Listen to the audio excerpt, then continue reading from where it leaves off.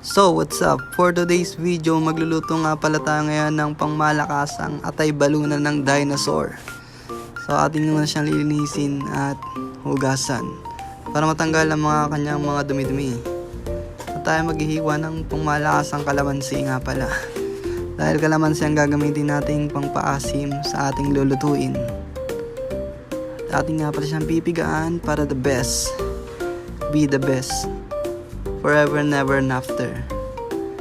Tatanggalan po natin siya ng mga kanyang buto para hindi natin siya manguya.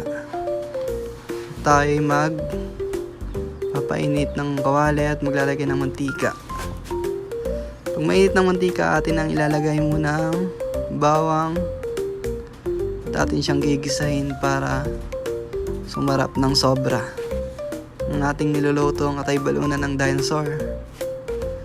At yun na nga, sunod na rin natin agad ang sibuyas at atin siya ulit gigisahin ng paulit-ulit hanggang sa matusta. At pag ganyan na ang kulay ay atin ang ilalagay ang atay balunan ng dinosaur. At yan, sarap po niyan guys pag naluto. And gigisahin lang natin siya ng maigi hanggang sa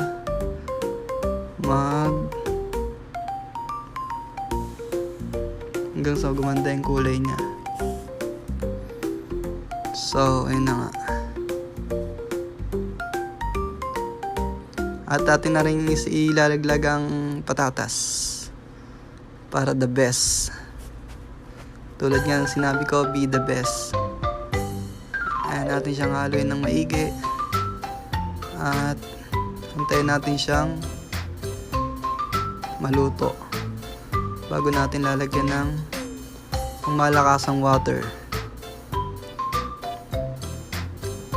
Ayan na, lagyan natin siya ng water, malinis na water from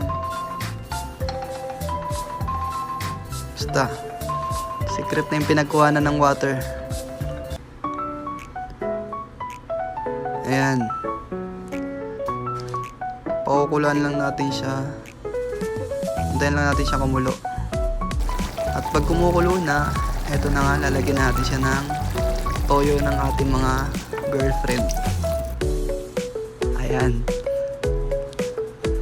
para the best. Ayan, pag kumukulo na siya, lalagyan natin ng magic syrup para mas lalong sumarap ang ating niluluto. So yun, tatakpan natin muna at pakukuloyin ng sobra hanggang sa pagkumulo. Lagay na natin ang ating kalamansing hiniwa kanina. So wala akong gana ngayon mag voice over, kaya bahala na kayong manood.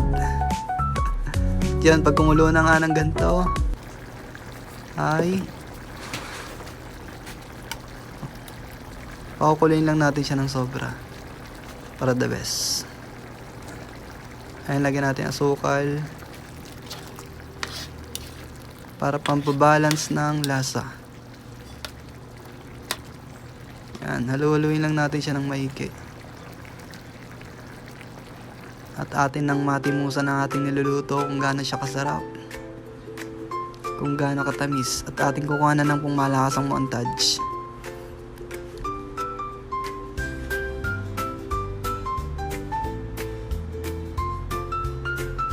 So ayun na nga, patapos na ang niluluto.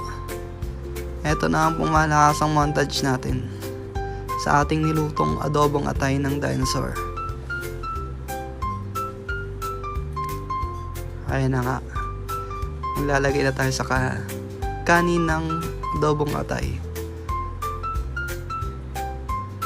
Ayan, pagkakasarap nga talaga yan. Sobrang the best. Lagyan pa natin ng pangmalakasang sabaw. Okay na yan.